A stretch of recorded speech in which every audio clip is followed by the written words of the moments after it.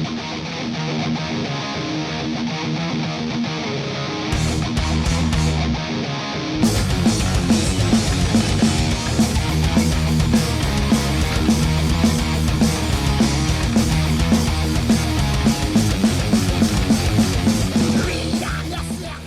up, everybody? My name is Scott Waters and welcome to No Life Till Metal. I decided to do a little follow-up video to the Big 5 of Thrash that I did about a week or two ago. It was basically a contest response to Farley's contest. But what I wanted to do is, I got into like a bunch of conversations with people over it, which was really cool. It's one of the reasons I like doing these videos is because of all the correspondence with you guys.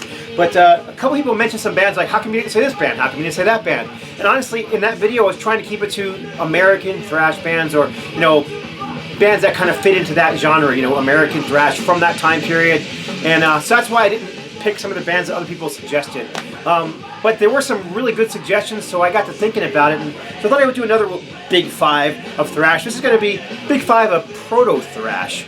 These are bands who I think really inspired the thrash movement, were early thrash bands, even if they weren't pure thrash, but definitely belonged in a league of their own, and never really saw the success that a band like Metallica or Megadeth or Slayer saw. And I'm going to start off just like I did in that video with a couple of, I don't know, you know, yeah, these could have made it. You know, I picked 5, but there's a few of them that I was really mulling over, and so I'm going to show those real quick. This is the German band Rage. I really thought Rage could have easily fit into that mold. You know, they started off kind of straightforward heavy metal, but they really built quickly into speed metal. Of course, in later years, they went more symphonic and melodic and progressive. But in those early 80s records, they definitely had the early beginnings of proto-thrash, speed metal, whatever you want to call it. And yeah, I just thought that was a band that could have been included in this Big 5 of proto-thrash. Great band. This one I definitely think could have been, especially this particular album. This is Accept, Restless and Wild. I got a couple copies of it here. Yeah, I mean, Fast as a Shark, that steady double bass. There wasn't a whole lot of bands doing that sort of vicious speed metal at the time. Of course, you have Metallica, who was around in '83, and Exodus, who were around in '83. But these guys already had several albums out before this one, and this was just a band who inspired a ton of bands to follow. And the song Fast as a Shark in itself was definitely an early precursor to thrash metal, in my opinion. So, who do I pick? Well, this is one of the bands that I had talked about with somebody on YouTube, and I definitely agree with them that they should have been and could have been included. This band was formed in 1974. This is a UK band called Raven. From the new wave of British heavy metal, of all the bands from the new wave of British heavy metal movement, I think Raven deserves that proto-thrash the most.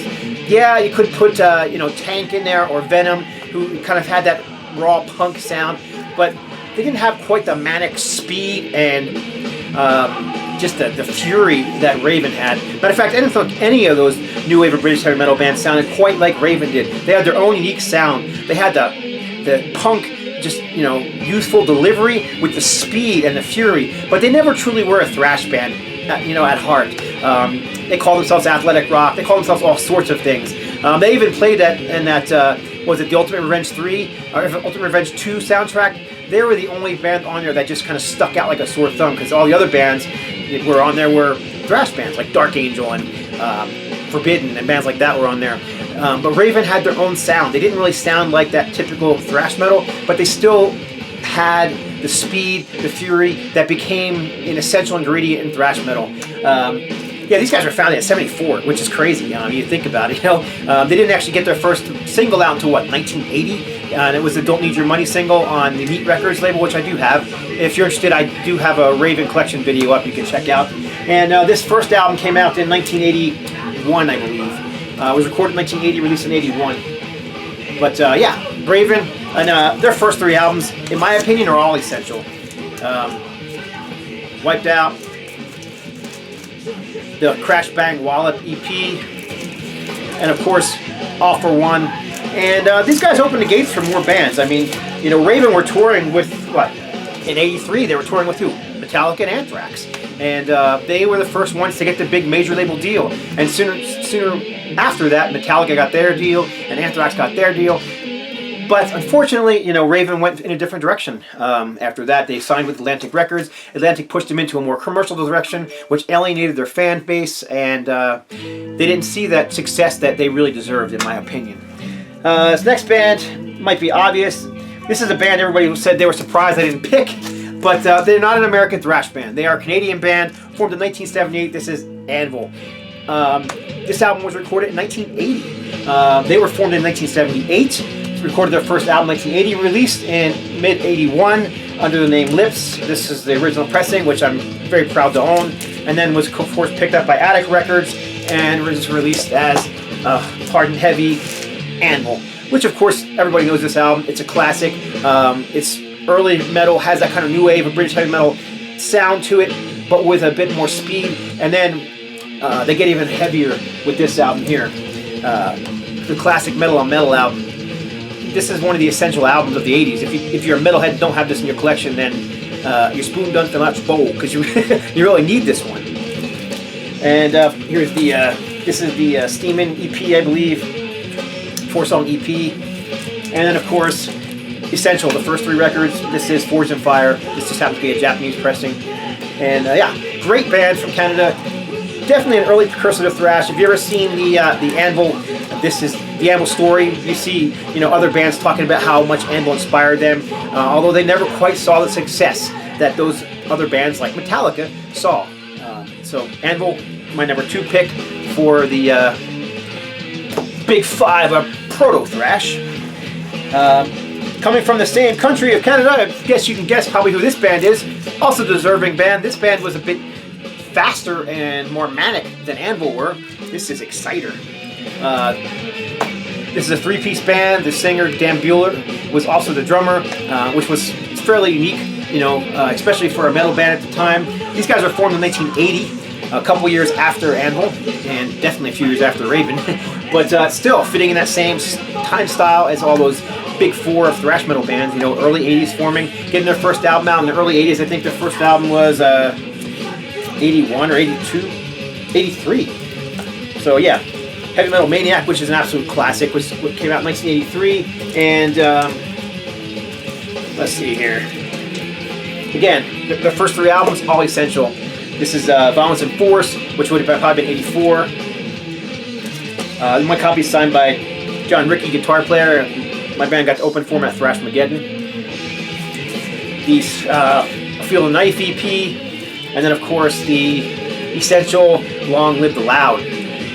Fantastic speed metal. Like I said, not really thrash metal, but definitely proto-thrash. One of those bands who influenced that whole sound. One of the bands that were just early for the speed that you saw in thrash metal. And they definitely had that youth delivery, that kind of punk, don't give a crap vibe.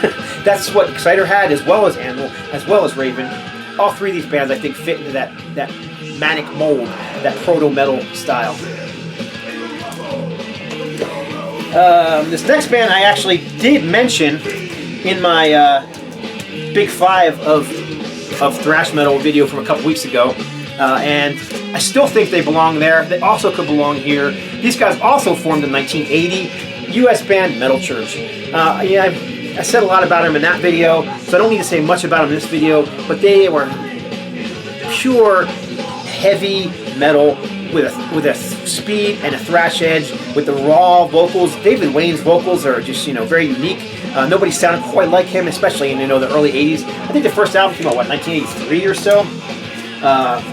Or maybe it was 84 on a major label. And it's a great album. It's just the whole thing. It's not perfect. The recording's not perfect. The production's not perfect. Even you know, you can tell they didn't even use like click tracks or anything, because you can even hear some timing issues. But that's all part of its charm. That raw edge, that youthful delivery, and that's one of the things I love about this first Metal Church album. Definitely deserves to be in the top 5 of proto-thrash, if just not in the top 5 of thrash metal. And again, their first couple albums are essential. With their 3rd album, they kind of went to a more power metal direction with their new singer, but this is actually all their early demos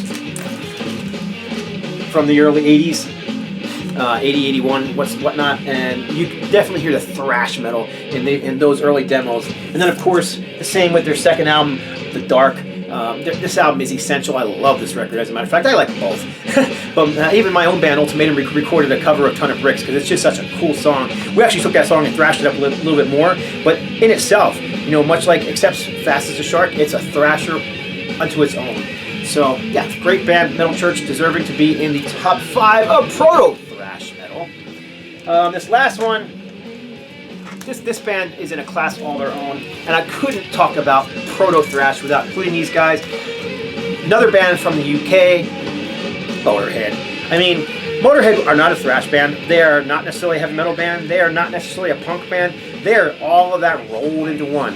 As Lemmy used to say, we're rock and roll. And that's exactly what they were. But, come on, they had that punk edge, that punk delivery. They had the speed. And nowhere did you hear that double bass speed quite like you did on Overkill. I mean, that double bass, that steady double bass you hear, this was 1978?